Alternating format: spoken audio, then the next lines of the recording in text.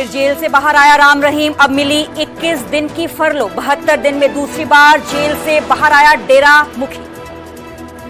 जालंधर में बीजेपी नेता के घर पर ग्रेनेड हमला मामले में एक और बड़ा खुलासा। हरियाणा के कुरुक्षेत्र के रहने वाले थे कुछ आरोपी।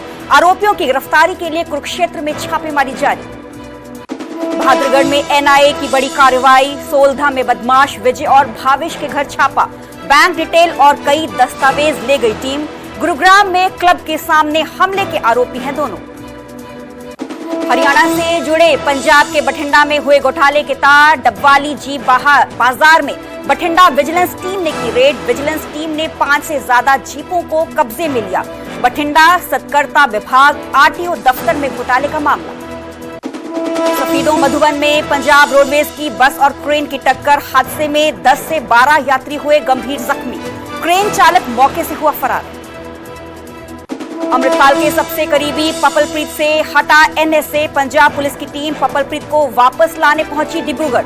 वारिस पंजाब दे संगठन का सोशल मीडिया हैंडल था पपलप्रीत। ईएमआई कम करने का रास्ता साफ। आरबीआई ने रेपो रेट में 0.25% की कटौती की। दर घटकर हुई 6%। केंद्र सरकार ने आधार के इस्तेमाल में सुविधा के लिए लॉन्च किया नया ऐप। यूजर्स डिजिटल आधार को कर सकेंगे स्कैन। आधार कार्ड की फोटोकॉपी जमा करने की जरूरत नहीं।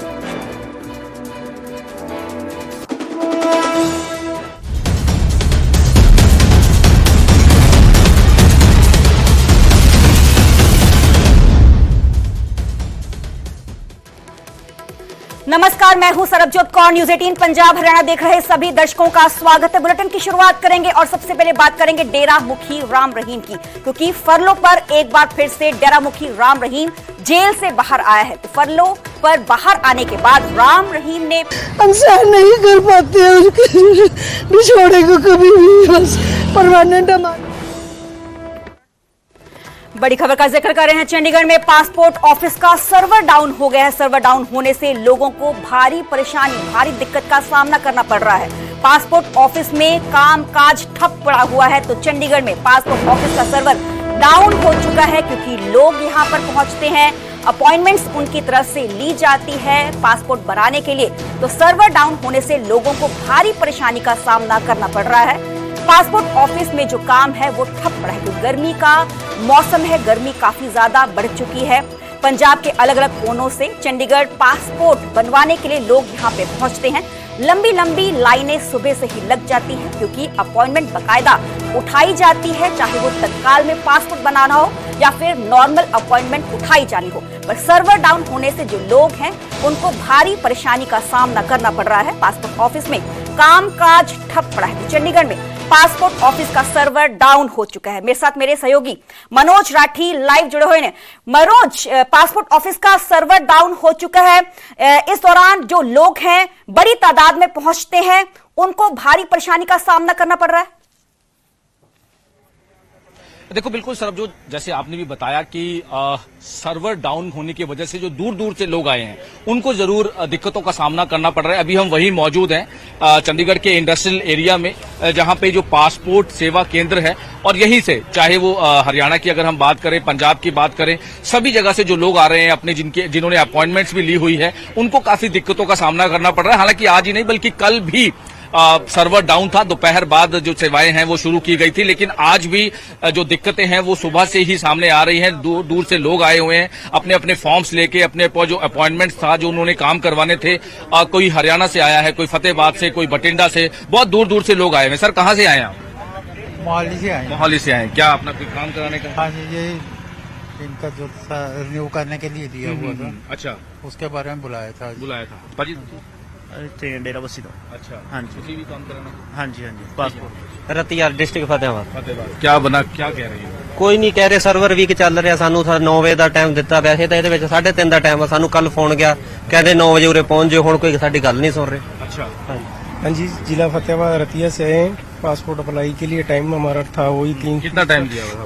3:45 का टाइम था और कल शाम को लगभग 5 बजे के करीब इनका फोन आया। अभी आप 9:30 पर यहाँ पहुँच जाना। अभी हम यहाँ आए हैं तो बोल रहे हैं सर्वर डाउन है, 3 बजे तक वेट करो। तो काफी दिक्कतें हैं। हाँ जी सर, बहुत दिक्कत है। मैं रतिया डिस्ट्रिक्ट फतेहाबाद से हूँ। सेम मेरी भी वही प्रॉब्लम है। हम इकट्ठे ही आए हैं। हमारे वैसे अपॉइंटमेंट थी 3:30 की, लेकिन हमारे को शाम को यहाँ हेड ऑफिस से फोन आया था। खुद कॉल आया था आपको यहाँ? खुद कॉल आया जी हेड ऑफिस से भी, ऐसे करके आप 9 बजे पहुँच जाना। हमने बोला था अभी हमारा 3:30 का टाइम है।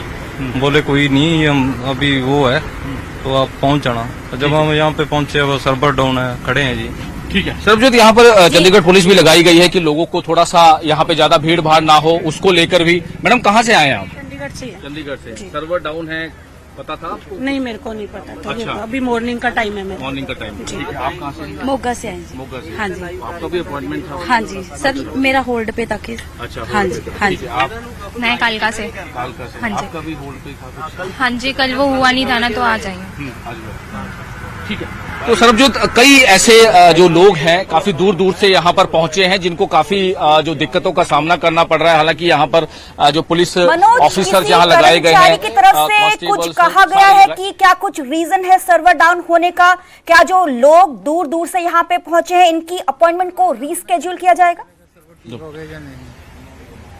देखिए सरबजोत, अभी जो अंदर टेक्निकल टीम्स हैं, जो जानकारी अभी तक सामने आई है कि अंदर लगी हुई है और सर्वर डाउन की जो टेक्निकल प्रॉब्लम है उसको कहा जा रहा है कि दोपहर तक जो है वो उसको ठीक कर दिया जाएगा, क्योंकि कल भी इसी तरह से प्रॉब्लम आई थी, काफी खज्जल खवारी लोगों को हुई थी और 12 साढ़े 12 बजे के बाद वो प्रॉब्लम जो है वो सॉर्ट आउट हो गई थी। लेकिन आज फिर से कहा जा रहा है कि दोपहर तक ये प्रॉब्लम जो है वो सॉर्ट आउट हो जाएगी, जिसको लेकर जो यहाँ पर लोग खड़े हैं, हालांकि जिनकी अपॉइंटमेंट थी सुबह 9 बजे बुलाया गया था, 10 बजे बुलाया गया था, अभी सारे होल्ड।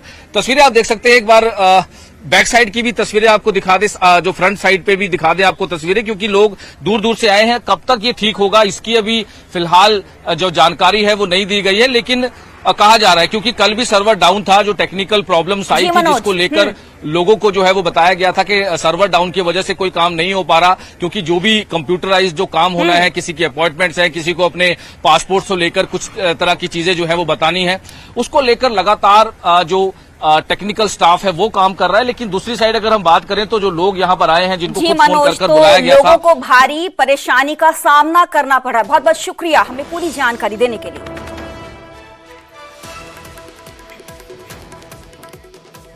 आगे बढ़ेंगे और बात करेंगे रोहतक की। रोहतक में शिक्षा विभाग का एक बड़ा एक्शन देखने को मिला। गैर मान्यता प्राप्त स्कूलों पर एक्शन ये किया गया है। स्कूलों को सील करने की प्रक्रिया प्रोसेस शुरू कर दिया गया है। सुंदरपुर गांव में 3 स्कूलों पर ताला लगा दिया है प्रशासन ने। स्कूलों को सील करने से ग्रामीण नाराज चल रहे हैं। बच्चों को भेजने के लिए अच्छा स्कूल नहीं है, ग्रामीणों की तरफ से ये तर्क दिया गया है। तो रोहतक में शिक्षा विभाग का बड़ा एक्शन देखने को मिला। गैर मान्यता प्राप्त स्कूलों पर यह एक्शन लगातार जारी है। प्रशासन की तरफ से स्कूलों को सील करने की प्रक्रिया प्रोसेस शुरू कर दिया गया है। सुंदरपुर गांव में 3 स्कूलों पर बैन लगाया गया है। स्कूलों को सील करने से ग्रामीण बेहद ही नाराज चल रहे हैं। बच्चों को भेजने के लिए अच्छा स्कूल नहीं है, ये उनकी तरफ से तर्क दिया गया है।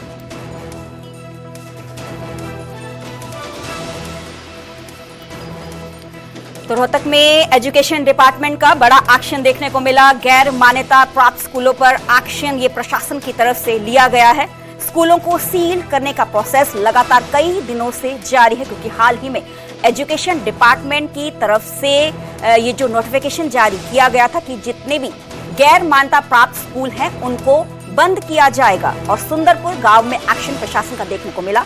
सुंदरपुर गांव में 3 स्कूलों पर ताला प्रशासन की तरफ से, एजुकेशन डिपार्टमेंट की तरफ से लगा दिया गया है, जिसको लेकर जो ग्रामीण हैं वो बेहद ही नाराज चल रहे हैं। ग्रामीणों का कहना है कि बच्चों को भेजने के लिए अच्छा स्कूल गांव में नहीं है।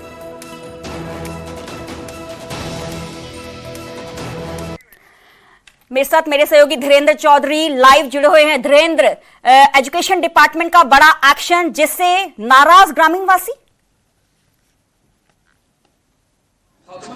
देखिए, कुछ स्कूलों की एक सूची जारी की गई थी जिसके मुताबिक उन पर सील करने की कार्रवाई थी। हालांकि उनको पहले नोटिस भी दिए गए थे और उस नोटिस के तहत ये कार्रवाई की गई है। आपको दिखाते हैं कि इस तरीके से फिलहाल जो सुंदरपुर गांव है, सुंदरपुर गांव में जो स्कूल चल रहे थे, हालांकि इनका दावा है कि ये स्कूल नहीं थे, कोचिंग सेंटर थे और प्रशासन ने बेवजह आकर इन पे ताला लगा दिया है और इसको लेकर ग्रामीण भी काफी आक्रोशित हैं। इनका कहना है कि उनके बच्चों के लिए कोई वैकल्पिक व्यवस्था नहीं की गई और इन स्कूलों पर ताला लगा दिया गया। तो ग्रामीण यहाँ पर इकट्ठे हुए। अच्छा, आपका बच्चा था यहाँ पे? हाँ जी, मेरे 2 बच्चे हैं। क्या दिक्कत आई? दिक्कत जी अचानक आए और स्कूल ने लॉक करके चले गए। बच्चे सरकारी स्कूल में जाना नहीं चाहते क्योंकि इंग्लिश मीडियम पढ़ रहे हैं। इबून नाम सरकारी में भेजा है तो न तो 2 का पेड़ा ये नहीं पता 2 ढाई 20 हुआ है और इंग्लिश में 25 तक टेबल आवे है। मैं 5th क्लास में अपने बच्चे ने भेजू कैसे? ये रीजन है जी, मैं बाहर स्कूल में भेज नहीं सकती। मेरा इतना ब्योत नहीं है कि मैं बाहर की फीस अफोर्ड कर सकूं। कम से कम 50,000 रुपये फीस है 1 साल की, तो मैं कैसे दूंगी? और 2 बच्चे की लाख रुपये गई जी, इतनी इनकम है नहीं मेरी।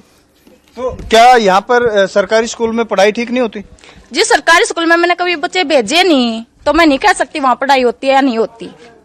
अच्छा, इनका ये कहना है कि उनके बच्चे इंग्लिश मीडियम में पढ़ते हैं लेकिन सरकारी स्कूल में हिंदी मीडियम में पढ़ाई होती है, बच्चों को समझ नहीं आता। और जहां तक जो ये शिक्षा विभाग ने फरमान जारी किया है, नोटिस जारी किए हैं और स्कूलों को सील करना शुरू किया है, तो इनका ये कहना है कि एक वैकल्पिक व्यवस्था कम से कम की जानी चाहिए थी, जो कि नहीं की गई। अब इनके बच्चे कहाँ जाए? ये बहुत सी महिलाएं हैं यहाँ पर पहुंचे हुए हैं और ग्रामीण भी हैं, बुजुर्ग भी हैं।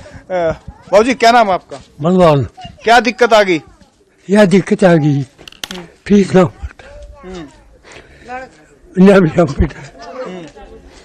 और कोई पढ़ा जाने हमारा रिश्तेदार ना मनु बिना किसका कौन मास्टर है मैं जानता भी कोई। रोटी दे जा पढ़ ले, अब उसके 28,000 रुपये बड़े कितने दूँ जी धीरेन्द्र? तो क्या ये स्कूल सरकार ने तो इसलिए किया ना भी चल प्राइवेट स्कूल है, पढ़ाई ठीक नहीं होती, बच्चों को अच्छा एनवायरनमेंट मिले, सरकारी स्कूल में एडमिशन करे, इसलिए तो ये कार्रवाई की गई है। ऐसा जी, अगर सरकारी स्कूल में इतनी अच्छी पढ़ाई होती हो तो हम 20 रुपए फीस की बजाय यहाँ 300 यहाँ क्यों देते? हम उसी में भेजते उन बच्चों को। यहाँ थोड़े पैसे में उच्च शिक्षा ठीक मिल रही है हमारे बच्चों को और एक सेफ है। तो अब तो सील कर दिए। सील तो ये पीछे से कर गया, ये तो पहले नोटिस हो रहे थे इनके पास। हमारे जो से बच्चे आ रहे थे वो आए नहीं रहे थे, इनने पहले बंद कर दिया। जब ये तो ताले बंद के ऊपर गवर्नमेंट सील लगा दी। अच्छा, अब आप अपने बच्चों को कहाँ भेजेंगे? अपने बच्चों को सरकारी में तो इसमें भेजना नहीं, जो और उचित या यही खुल जाए तो बहुत ही बढ़िया। रिक्वेस्ट करते हैं हम सरकार से, अगर हमारे ये स्कूल खोल दें तो बहुत अच्छी बात है, हमारे बच्चों की लाइफ ठीक हो जाए, नहीं तो 250-300 बच्चों की लाइफ खराब हो जाएगी। तो देखिए, इस तरीके से ये विरोध होना शुरू हो गया है, ग्रामीण इकट्ठे हो रहे हैं। इनका कहना है कि बगैर किसी वैकल्पिक व्यवस्था के शिक्षा विभाग ने एक्शन लिया है और ये सिर्फ एक गांव की तस्वीर हम दिखा रहे हैं। रोहतक के सुंदरपुर गांव में कल शिक्षा विभाग की टीम यहां पर पहुंची थी और जो गैर मान्यता प्राप्त स्कूल चल रहे थे उन पर तालाबंदी की। हालांकि इनका ये भी कहना है कि ये स्कूल नहीं था, ये कोचिंग सेंटर था, लेकिन बगैर पूछे इस पर एक्शन लिया गया है, तो ग्रामीण इकट्ठे हो गए। तो इस तरह का विरोध पूरे प्रदेश में देखने को मिल रहा है। जी चलो, बहुत बहुत शुक्रिया धीरेन्द्र हमें पूरी जानकारी देने के लिए। तो एक बड़ा एक्शन एजुकेशन डिपार्टमेंट की तरफ से लिया गया, गैर मान्यता प्राप्त स्कूलों पर ये एक्शन है। तो सुंदरपुर गांव की तस्वीर हमने देखी जहां पर 3 स्कूलों पर ताला प्रशासन की तरफ से लगा दिया गया है। सिरसा से बड़ी खबर का जिक्र कर रहे हैं। हरियाणा से जुड़े हुए हैं। पंजाब के बठिंडा में हुए घोटाले के तार डबवाली जी बाजार में बठिंडा विजिलेंस टीम की तरफ से रेड की गई। विजिलेंस टीम ने 5 से ज्यादा जीपों को कब्जे में लिया। कब्जे में ली गई 5 जीपों का बठिंडा का रजिस्ट्रेशन नंबर है। जीपों के चेरिस नंबर और इंजन नंबर नहीं मेल खा रहे। बठिंडा सतर्कता विभाग आरटीओ दफ्तर में घोटाले का पूरा मामला सामने आया था। गुजरात से वाहनों की फर्जी एनओसी लेकर पंजाब में नंबर लगवाए जाते थे। घोटाले में आरटीओ के कई अधिकारियों के शामिल होने का शक जताया जा रहा है। घोटाले में शामिल अधिकारियों और दलालों पर कार्रवाई के निर्देश दे दिए गए।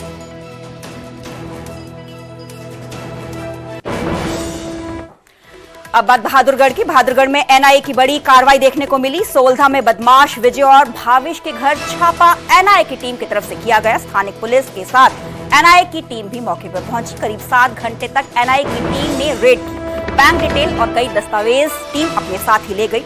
बताया जा रहा है कि टीम ने दोनों बदमाशों के परिजनों से भी पूछताछ की। दोनों ही बदमाश दिसंबर 2024 में गुड़गांव के सेक्टर 29 में वेयरहाउस क्लब और ह्यूमन क्लब के सामने हुए ग्रेनेड हमले में आरोपी हैं। आरोपी विजय को पुलिस ने गिरफ्तार कर लिया था और बाद में वह जमानत पर बाहर आ गया था, जिसके बाद से ही वह फरार चल रहा है। वहीं भावेश नाम का आरोपी राष्ट्रीय सुरक्षा एजेंसी की टीम को घर पर ही मिल गया। पुलिस ने दोनों के परिजनों से करीब 7 घंटे तक पूछताछ की। सूत्रों की माने तो राष्ट्रीय सुरक्षा एजेंसी की टीम को आरोपियों के घर से कई अहम सुराग मिले।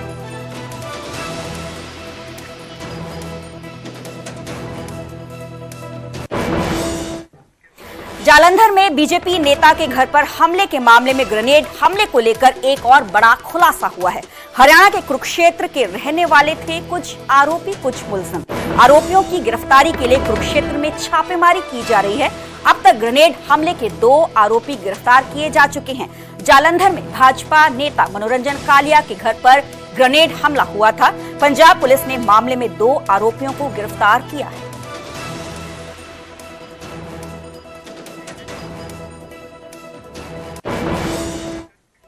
की शिक्षा विभाग के साथ सीएम नायब सिंह सैनी की बैठक शुरू हो चुकी है। शिक्षा मंत्री महिपाल ढांडा भी बैठक में मीटिंग में मौजूद हैं। विद्यालय शिक्षा बोर्ड के चेयरमैन भी इस मीटिंग में मौजूद हैं। कई अन्य अधिकारी भी बैठक में शिरकत की तरफ से की गई है। तो हायर एजुकेशन, टेक्निकल एजुकेशन और स्कूल एजुकेशन तीनों विभाग की रिव्यू बैठक की जा रही है। मुख्यमंत्री नायब सिंह सैनी की तरफ से सचिवालय में चौथा जो फ्लोर है, मंजिल है, वहां पर ये पूरी बैठक शुरू हो गई है। मेरे साथ मेरे सहयोगी अंकित दुदानी फोन लाइन पे जुड़े हुए हैं। अंकित, इस बैठक का मुख्य मकसद, एजेंडा क्या है? बिल्कुल, जो रिव्यू मीटिंग हो रही है शिक्षा विभाग की, और शिक्षा विभाग की रिव्यू मीटिंग के अंदर क्योंकि नया सत्र शुरू हो रहा है और नया सत्र शुरू हुआ है, तो उसको लेकर के हमने देखा था कि कल भी शिक्षा विभाग की ओर से एक एसओपी जारी की गई थी कि शिक्षा विभाग ने एसओपी जारी करके प्राइवेट जो स्कूल है उनके ऊपर कहीं ना कहीं लगाम कसने की कोशिश की थी। क्योंकि ड्रेस के नाम के ऊपर कहें या पानी की बोतल लाने के नाम पर कहें, या बैग्स के नाम पर कहें, या फीस लगातार बढ़ाने के नाम पर कहें, ड्रेसेज हर साल चेंज कर दी जाती है उसके नाम पर कहें, तो लगातार जो है वो पैसे वसूले जाते हैं और विभाग जो प्राइवेट स्कूल हैं उसको लेकर के पैसे वसूलते हुए नजर आते हैं। तो उसको लेकर के कल सख्त निर्देश जारी किए थे। आज खुद मुख्यमंत्री जो हैं वो हायर एजुकेशन, टेक्निकल एजुकेशन और स्कूल एजुकेशन तीनों विभागों के साथ बैठक कर रहे हैं। इकट्ठी बैठक हो रही है। महिपाल ढांडा जो शिक्षा मंत्री हैं बैठक के अंदर मौजूद हैं, और भी जो हीट वेव चल रही है, हीट वेव के कारण स्कूलों में किस तरह के एहतियाती कदम उठाए जाएं, तो ये सारी जो चर्चाएं हैं वो अब शिक्षा विभाग की होने वाली हैं। तो अभी कुछ ही देर पहले ये बैठक शुरू हुई है। मुख्यमंत्री नायब सैनी उस बैठक की अध्यक्षता कर रहे हैं और अभी ये बैठक चलेगी और बैठक के बाद खुद शिक्षा मंत्री बताएंगे कि आज की बैठक के अंदर क्या क्या फैसले हुए हैं। वहीं जहां शिक्षा जो शिक्षक हैं उनकी ऑनलाइन पॉलिसी की बात है, तो ऑनलाइन ट्रांसफर पॉलिसी की बात है, तो वो भी लगातार तारीख पर तारीख मिल रही है कि ऑनलाइन ट्रांसफर कब होगी। तो उसको लेकर भी एक बातचीत होगी कि वो ऑनलाइन ट्रांसफर ड्राइव कब तक चले, क्योंकि शिक्षा मंत्री की ओर से कहा गया था कि मई के अंदर वो खत्म हो जाएगी। तो अब मई तक वो खत्म हो जाएगी। नए जो टीचर्स को नए स्टेशंस मिल जाएंगे क्या, मनचाहे स्टेशंस मिल जाएंगे क्या, तो इन सारे मुद्दों को लेकर के आज जो बैठक हो रही है, और बैठक के अंदर जो हरियाणा शिक्षा विभाग के अधिकारी कहें तो वो सारे अधिकारी मौजूद हैं। हरियाणा विद्यालय शिक्षा बोर्ड के चेयरमैन जो हैं, अभी नए चेयरमैन बने थे, वो भी यहाँ बैठक के अंदर मौजूद हैं। तो कहीं ना कहीं पूरा जो एक डिस्कशन कह सकते हैं कि हर एक विभाग की रिव्यू मीटिंग मुख्यमंत्री खुद करते हुए नजर आते हैं, और आपकी बार भी आज जो है शिक्षा विभाग के साथ जो है मुख्यमंत्री की रिव्यू मीटिंग चल रही है। जी चलो, बहुत बहुत शुक्रिया अंकित हमें पूरी जानकारी देने के लिए। और सीएम नायब सिंह सैनी की तरफ से जो एजुकेशन मिनिस्टर हैं हरियाणा के, उनके साथ और भी कई अधिकारी मौके पर मौजूद हैं और शिक्षा विभाग के साथ सीएम नायब सिंह सैनी मीटिंग कर रहे हैं।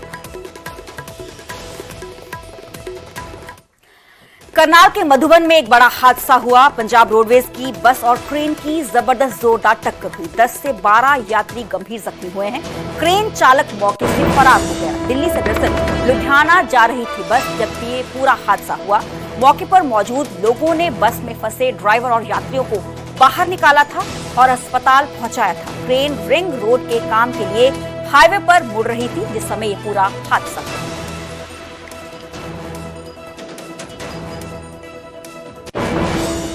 तुरंत 5 मिनट के अंदर यहाँ पहुँचा तो देखा कि यहाँ पे बड़ा भयंकर एक्सीडेंट हुआ था। ड्राइवर की दोनों टांगे इसके अंदर फंसी हुई थी। सभी ने कोशिश करके उसको निकाला। 10-15 कम से कम ऐसे यात्री थे जिनकी टांगे टूटी हुई है, जिनको ज़्यादा चोट आई हुई है। सारों को निकाल के सबको एम्बुलेंस के माध्यम से प्रशासन भी एकदम से आ गया।